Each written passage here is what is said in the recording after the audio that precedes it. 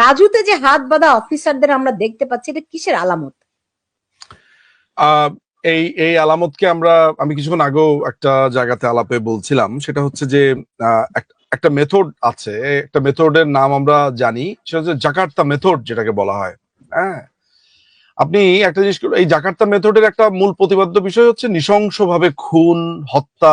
যখন কুয়ের মাধ্যমে যখন এগুলো করা হয়, তখন এই নৃশংসতার মধ্য দিয়ে একটা মেসেজ পৌঁছে, এক ধরনের ফিয়ার, কালচার অফ ফিয়ার এটা তৈরি করা হয়, এই মেসেজটা পৌঁছে দেওয়া হয়।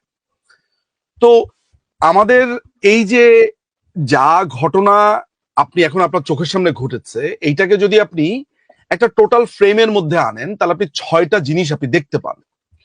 একটা হচ্ছে জুডিশিয়ারি, একটা হচ্ছে পার্লামেন্ট, একটা হচ্ছে এক্সিকিউটিভ, একটা হচ্ছে এডুকেশন, একটা হচ্ছে মেডিকেল, একটা হচ্ছে ফাইন্যান্স।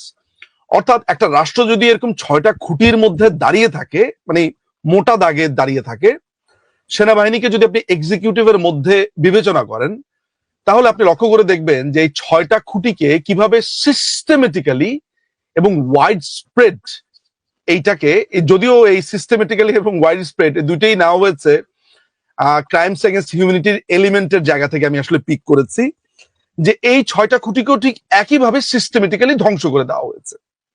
দেখেন, পুলিশকে যখন 3200 পুলিশকে হত্যা করা হয়েছে, আপনি খেয়াল করেছেন যে পুলিশের মধ্যে একটা এলিয়েনেশন আছে, যেটা পুলিশদের নিজেদের ভাষাতে হচ্ছে বিচ্ছিন্নতা বোধ।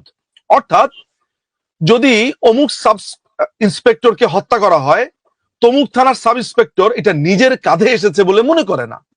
এই যে মনে না করার যে কালচার, এই যে অ্যাবসেন্স অফ ব্রাদারহুড, এইটা পুলিশের মধ্যে কবে থেকে চর্চা হয়েছে, কিভাবে চর্চা হয়েছে, সেই প্রসঙ্গে আমি যাবই না। এটা একটা দীর্ঘদিনের কালচারের মাধ্যমে এটা হয়েছে। তার মানে হচ্ছে যে পুলিশের মধ্যে ব্রাদারহুড জিনিসটা একেবারে কমপ্লিটলি গন। ফলে পুলিশের 3200 মানুষকে হত্যা করার মধ্যেও পুলিশ ওই যেই পেটাচ্ছে সেই পেটাচ্ছে, মারছে, তাদের মধ্যে কোনো প্রতিবাদের কিছু দেখছি না। কিন্তু আমি আর্মির ক্ষেত্রে, আর্মির একটা কাক স্বভাবের কথা আমি বলি। কাক স্বভাবটা কি জিনিস? একটা কাক যদি মারা যায়, তাহলে দেখবেন সারা তল্লাট থেকে কাক এসে কাকা করে ওই কাকের জন্য। হ্যাঁ, সেনাবাহিনীর ক্ষেত্রে এই ব্যাপারটা ছিল। আমরা সাম্প্রতিক সময়ও দেখেছি যে সেনাবাহিনীর একজন অফিসারকে মেরে ফেললে, একজন অফিসার আক্রান্ত বোধ হলে সারা বাংলাদেশে কিরকম ভাবে একটা পাল্টা প্রতিরোধের আমরা দেখতে পেতাম। এবং সেনাবাহিনীর কাছে কেউ অ্যাটাক করেছে, মেরেছে, এই জিনিসগুলো আমাদের কাছে অলিকি মনে হতো, কারণ তাদের ব্রাদারহুড এগুলো খুবই স্ট্রং, কারণ একটা ব্রাদারহুডের মধ্য দিয়ে তাদের চলা। খেয়াল করে দেখেন, যদি আমি আইসিসিপিআরও যদি ধরি, international civil and covenant rights, political rights, blah blah blah, যেটাকে সংক্ষেপে আইসিসিপিআর বলে, আমি বাংলাদেশের সংবিধান এবং আইনকে বাদ দিয়েও যদি ধরি, তাহলে প্রিজাম্পশন অফ ইনোসেন্স হচ্ছে আইসিসিপিআর এর একটা সবচাইতে বড় একটা উপাদান। অর্থাৎ সুলতানা আপা, আপনি যদি আমাকে বলেন, নিজের চোখে আপনি আমাকে দেখলেন যে নিঝুম মজুমদারকে আমি খুন করতে দেখেছি, আইনের দৃষ্টিতে আমি এটা প্রমাণ হওয়ার আগ পর্যন্ত নির্দোষ। এইটা একেবারে একটা কমন ঘটনা, বিচারের আগে সবাই নিষ্পাপ ওই পার্টিকুলার ঘটনার ক্ষেত্রে।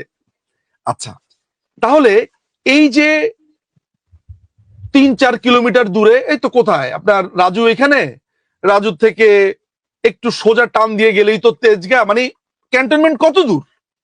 এই মাত্র 2-3 কিলোমিটারের মধ্যে ডিজিএফআই এর অফিসারদেরকে পেটানো হচ্ছে, মারা হচ্ছে তাদের ছবি দিয়ে, কিন্তু সেনাবাহিনীর তরফ থেকে একদম চুপ। এই যে ওয়াকারুজ্জামান, সে বলছে ওরা আমার ছেলের মতো, বড় হলে বুঝবে। আমি আর কত বড় হব বাবা ঠাকুর, আমার মাথা ওই ছাদ ফুরে আকাশ স্পর্শ করলে তবে তুমি আমাকে মেলা দেখতে নিয়ে যাবে, ওই সুনীলের ওই কবিতাটার মতো অবস্থা। তো আলটিমেটলি হচ্ছে এই যে পাবলিকের কাছে একটা মেসেজ পৌঁছানো, যেটা এই বইটা আমি রেফার করতে পারি, এই জাকার্তা মেথডের এই বইটা এই জায়গাতে বিধৃত হয়েছে যে খুনের মাধ্যমে, অপমানের মাধ্যমে, অপদস্থের মাধ্যমে মেসেজ পৌঁছানো। হ্যাঁ, যে দেখো তোমার হেডরেই আমি কিরকম সাইজ করছি। গতকালকে আপনার মনে আছে ওই যে সার্জিস আলম পঞ্চগড়ে তার ইলেকট্রিসিটি চলে যাওয়ার পরে সে বলছে, শেখ হাসিনার এই গোনায় ধরি না, তুই বেটাকে, তোর কলিজা ছিঁড়া খায়া ফেলাবো।